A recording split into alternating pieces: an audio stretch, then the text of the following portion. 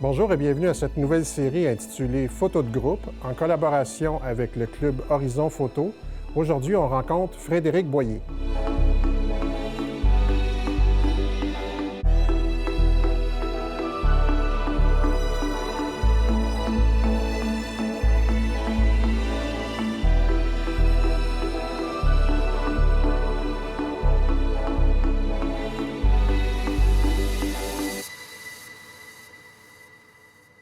Frédéric Boyer, bonjour. Ben, salut. Fredo pour les intimes, on se connaît depuis longtemps. Je vais t'appeler Fredo. Ben, ça me gêne pas du tout. Écoute, c'est une émission dans le cadre d'une collaboration avec le Club Horizon Photo. Oui.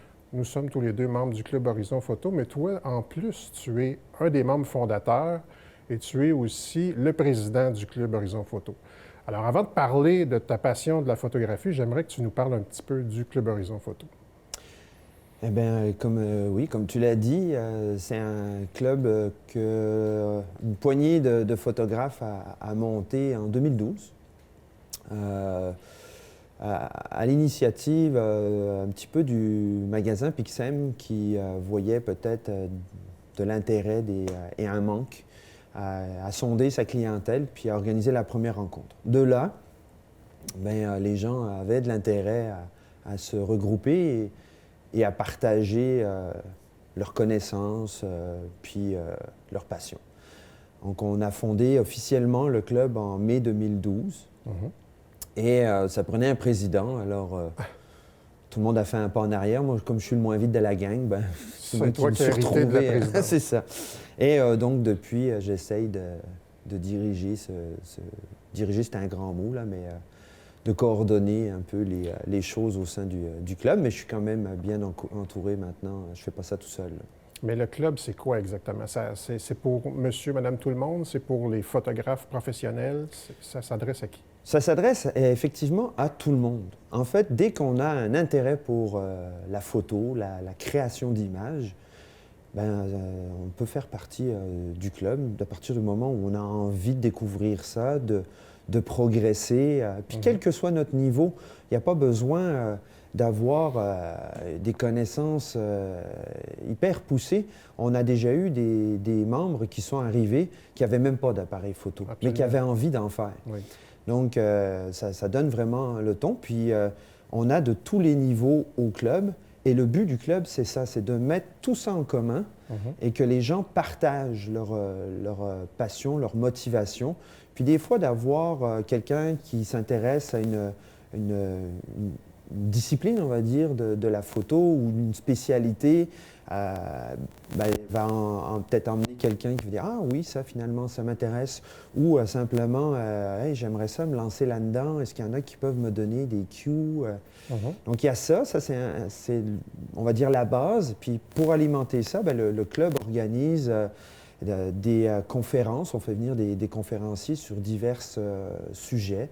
On fait venir également, on organise, des concours.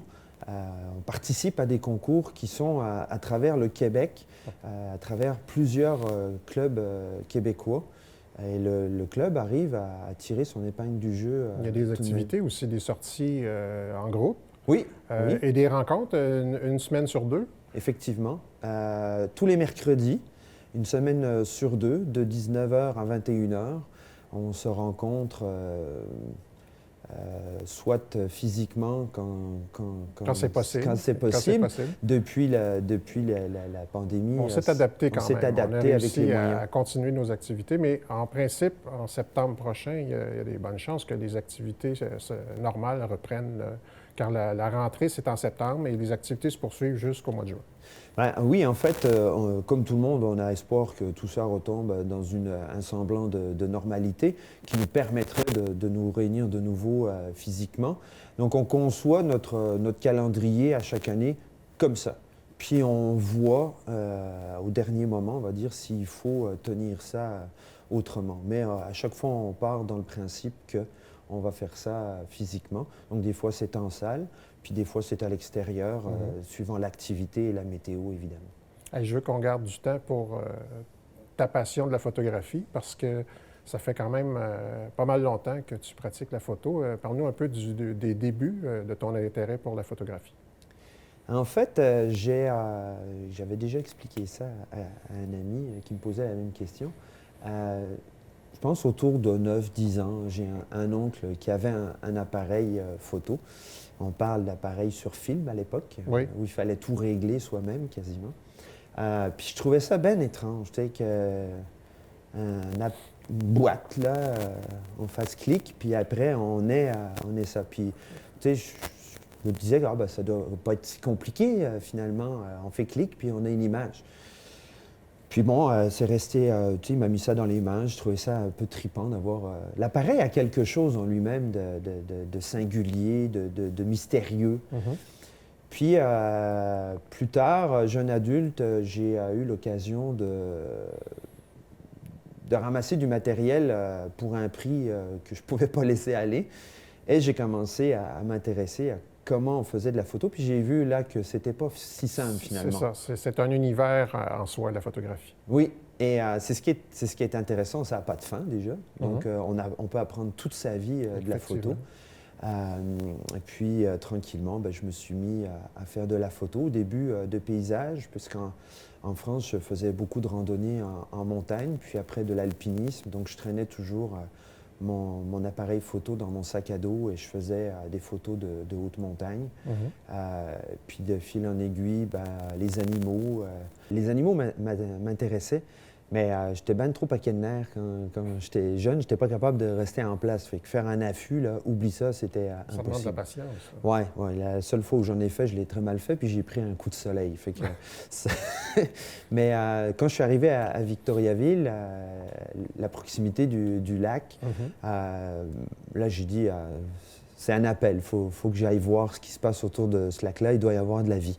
Donc, c'est là que j'ai migré du paysage vers les animaux.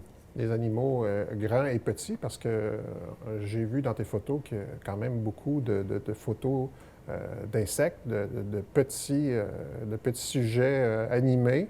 Alors, la photo macro, c'est quand même spécialisé, là. Ça demande peut-être de l'équipement particulier. Effectivement, j'en avais fait un petit peu. Puis, cette dernière année, je m'y suis remis par manque de temps. Donc, on peut faire ça dans son jardin. C'est ça qui est le fun avec la photo macro. Ouais, moi aussi, j'ai découvert ça le printemps passé. Dans un jardin, on peut trouver un univers de macro assez impressionnant. Eh oui, si on se met à l'échelle de l'insecte, c'est effectivement un univers devant nous. Puis, on a plusieurs écosystèmes différents. Donc, je me suis mis à ça. Puis, la photo, il n'y a pas besoin toujours d'avoir de l'équipement très dispendieux pour le faire. Oui, il y a une base, mais après, si on est moindrement bricoleur, tu sais, moi, je me suis bricolé on trouve ça sur Internet, là, comment faire. Une boîte de Sprinkle, là, et puis on transforme ça en un diffuseur que l'on va pouvoir mettre sur son flash et avoir la lumière en avant de sa lentille, de son objectif. Donc, en fait, l'imagination, la créativité, ça va aussi dans le sens de comment je peux m'organiser pour améliorer mes photos. Puis les grands animaux aussi m'attirent particulièrement, les oies blanches, les renards. C'est des animaux que je trouve fascinants. Puis on les a à portée de main à Victoriaville. Est-ce que dans les photos qu'on va regarder, que tu nous as soumises, il y en a une en particulier là, qui t'interpelle? Oui. Bien, il y en a une particulièrement, là, mon coup de cœur à vie pour l'instant, c'est mon oie des neiges qui décolle face à moi. Et j'ai réussi à figer l'eau sous le corps de l'animal. On a l'impression que c'est de la glace. Tout est vraiment figé dans un instant super précis. Puis ce matin-là, je m'en allais faire cette photo-là. Je l'avais en tête, cette photo. Je me suis installé puis j'ai dit, ah, matin, c'est ça que je veux faire. Mais on ne sait pas toujours qu'est-ce qu'on va avoir là, comme sujet. Il y a une part de chance, mais quand on connaît son sujet, son lieu, quand on sait où se placer en fonction du vent, des éléments et tout ça, on met toutes les chances de notre côté. Après, il y a la petite part de chance qui doit jouer en notre faveur. Mais cette photo-là, j'en suis super content parce qu'il y a beaucoup d'émotions.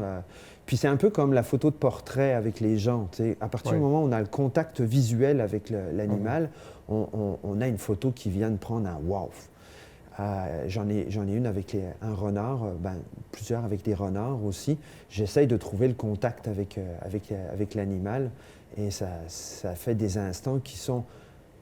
Dans le fond, pour ma part, ce que j'essaye de partager, c'est ce moment-là qui est bref, mais qui est un instant privilégié, chargé d'émotions parce qu'on a eu l'espace d'un furtif instant, l'impression d'être en communication avec finalement une espèce qui est différente de nous et avec laquelle on n'a pas de communication. Puis là, tu dois être à l'affût longtemps pour avoir des fois peu de résultats. Là. Ça demande de la patience. Les renards, notamment, j'ai passé la première année, ça a été beaucoup de recherche, de trouver l'endroit. Donc ça c'est une part du photographe animalier. Puis ensuite, ça a été de se placer, de trouver le moment. Ça a été 60 heures en tout. Mais avant que je commence à avoir une photo de potable, il s'est écoulé 25 heures d'affût. Je rassure les gens, là, c'est pas 60 heures que je bouge pas, là, j'en serais totalement incapable. Mais c'est par bloc de 3, 5, 6 heures, assis à la même place, caché avec un habit de camouflage. Ça ressemble beaucoup à la chasse animalière. C'est de la chasse photo. Puis, si tu me permets d'ajouter ça, le renard mâle m'avait repéré. Et à chaque fois que je venais, au bout d'une trentaine d'heures, il venait vers moi, il faisait le tour pour pouvoir être sur le vent et me sentir, et retourner avec les siens sans vraiment panique. Fait qu'il savait qu'il n'y avait pas de menace avec moi. Donc, il y a ça, il y a cette espèce de respect qui s'installe, puis de jamais aller trop loin dans la démarche. Il faut garder une démarche éthique dans la photo animalière. Écoute, merci d'avoir partagé ta passion de la photographie. Et puis, j'espère que dans les prochains mois, tes projets de photos vont se réaliser. Bien, merci, René. Merci, au revoir.